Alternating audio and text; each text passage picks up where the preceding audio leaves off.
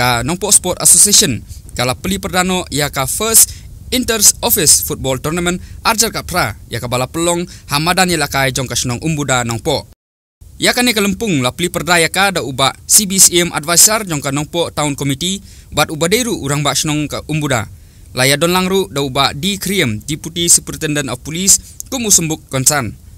Kinong yalam jong ka NSA ki bakentum ya usamla Ferdinand K Kharkamni bat ya ka program peli perdaya ka ni ka lempung la peniat pat da uba Lambok Rembai Presiden jong ka NSA. Rembai badai Presiden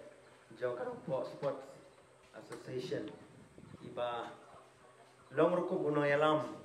bat pen ki imbiang ki kami lekai apo ka Nongpo area. Ni so kemen ru bang ni kepor wanadai SP badan boram jong kari Bohai district ti imla ban. Lain ya kepor ka ti Henry DSP la long bala kloi ba kriam bala don lang hane ban ya pensingan lem ya kini ki lok rangba pat kamtam ya pi players. Ni so kemen be ya don ru ki ru rangba hane kepor samla Ferdinand ubadai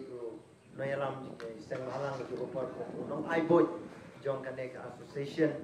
nak benta ban penkiu kini kami lekai ulapun pauru ya kajing sengu benyau ba walla ka sor Nongpo ka badai ka nongba jong ka district ka lala ban se ya kibun kirangi lakai boper ki balala ban wararu ya kanam ka burom ya ka jela hi bar ko wei haki babun ki jajing lakai ka basokhia ka longpat bakane ka sor Nongpo kampat don ya kamadan ya lakai ka batikna tat haduk kini kisngi kumbalong lem kiwi ki district jong ka jela hakani kisngi pli perda ya ka lempung lakai football jong kitnat trekam sorkar la sakhi ya kajing khun ka baningkong bat kabala longru ka baitanat kabala ya khun hapadeng ka Meghalaya Police Department persya ikatanat MECL hakaba kani kajing khun ka lalong shisha ka bakhlut bar ka bay khaj bormet bha Henry tat hadu bandakutno kajing khun ka kanhun jong ka Meghalaya Police kalala ban pelimno ya ka MECL dasanko lanot.